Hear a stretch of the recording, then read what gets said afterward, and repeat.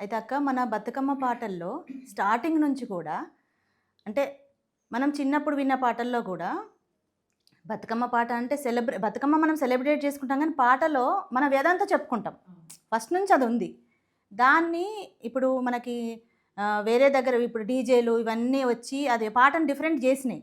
కానీ బహుజన బతుకమ్మ అనేది మాత్రం ప్రతిసారి ఒక దాన్ని ఏమంటారు, ఒక ఉద్యమంలో ఒక స్లోగన్ ఇస్తుంది పాట ద్వారా.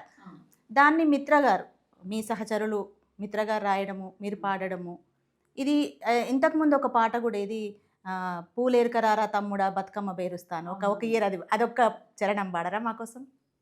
తీరు తీరు పువ్వులు ఏరుకొస్తే తమ్ముడా, ఊరులోనే పెద్దగా పేరుస్త బతుకమ్మను. తీరు తీరు పువ్వులు ఏరుకొస్తే తమ్ముడు, ఊరులోనే పెద్దగా పేరుస్త బతుకమ్మను అంటూ ఒక సంవత్సరం చేశాం. అట్లనే వెలివాడలు ఊరువాడలు కావాలని, అంటే వాస్తవానికి ప్రకృతితోటి ముడిపడినటువంటి పండుగగా దీన్ని చూస్తున్నప్పుడు లౌకిక పండుగగా దీన్ని జరుపుకోవాల్సినటువంటి అవసరం ఉండింది. అందుకనే ఈసారి ప్రభుత్వానికి కూడా ఒక విజ్ఞప్తి ఏం చేస్తున్నామంటే, పౌర సమాజానికి కూడా ఏం విజ్ఞప్తి చేస్తున్నామంటే, దీనికి లౌకిక పండుగగా జరుపుకోవడానికి అందరూ ముందుకు రావాలని ప్రకటించాలని ప్రభుత్వానికి విజ్ఞప్తి చేస్తున్నాను. అట్లనే అందరూ జరుపుకోవాలని పౌర సమాజం అంతా కూడా కదిలి రావాలని పౌర సమాజానికి బహుజన బతుకమ్మగా విజ్ఞప్తి చేస్తున్నాను. ఇది కులాల వారిగా అసలు మతం రంగు పులిమి దీన్ని అంటుముట్టు ఉన్నదని చెప్పేసి ప్రచారం చేస్తూ దీన్ని ఒక మత సాంప్రదాయం వైపు కాకుండా ఇది సజీవంగా ఉన్నదాన్ని ఉన్నట్టుగా దాన్ని బ్రతకనిస్తే చాలు. దాన్ని బ్రతకనించాలంటే మన వనరులు మనకు క్షేమంగా ఉండాలి.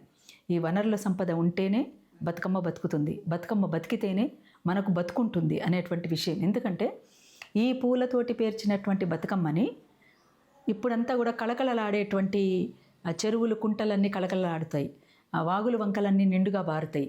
ఆ చెరువుల కుంటలల్లో ఈ పూలని గనక అందులో నిమజ్జనం చేస్తే ఇందులో ఔషధ గుణాలు ఉంటాయి. ఈ ఔషధ గుణాలతోటి ఆ నీటిలో ఉన్నటువంటి అదంతా కూడా, ఆ సారం అంతా కూడా భూమిలోకి ఇంకిపోయి ఆ భూమి సారవంతంగా మారి పంటలన్నీ కూడా మంచి పంటలుగా మనకు అంది వస్తాయి.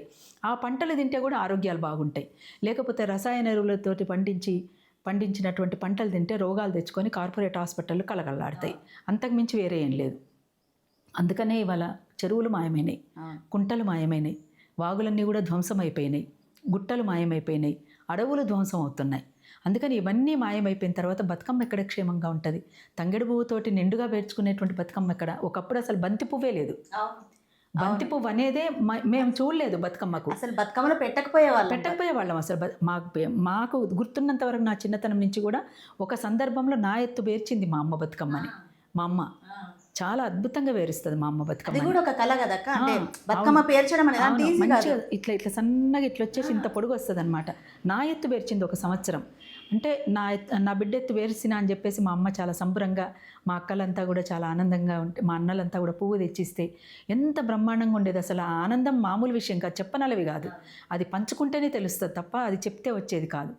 చూడాలి, అది కళ్ళ నిండుగా చూడాలంటే ఇంతెత్తున తంగెడు పువ్వు పేర్చేది. ఆ తర్వాత ముత్యాల పువ్వుని అదేంటిది మన బ్రహ్మజముడు కాయల రంగులో ముంచి పేర్చినటువంటిది. ఆ తర్వాత గునుగు పువ్వు, ఆ తర్వాత అడవి చామంతి, ఆ తర్వాత కట్ల పువ్వులు, ఆ తర్వాత రుద్రాక్ష పువ్వులు, ఆ తర్వాత మళ్ళేమన్నా ఉంటే గునుగు పువ్వులు, ఆ గునుగు పువ్వుల తర్వాత లేకపోతే ముత్యాల పువ్వు తర్వాత గుమ్మడి పువ్వు, గుమ్మడి పువ్వు పెట్టి ముగించేసేవాళ్ళు. వాస్తవానికి మనది మాతృస్వామిక ఆనవాళ్ళు కలిగినటువంటి ప్రాంతం. మనది మెట్ట ప్రాంతమైనటువంటి దాంట్లో అన్ని బహుళ పంటలు పండినటువంటి ప్రాంతం మనది. కానీ ఏక పంటలు ఎప్పుడైతే వచ్చినాయో మొత్తం జీవన విధానమే మారిపోయింది.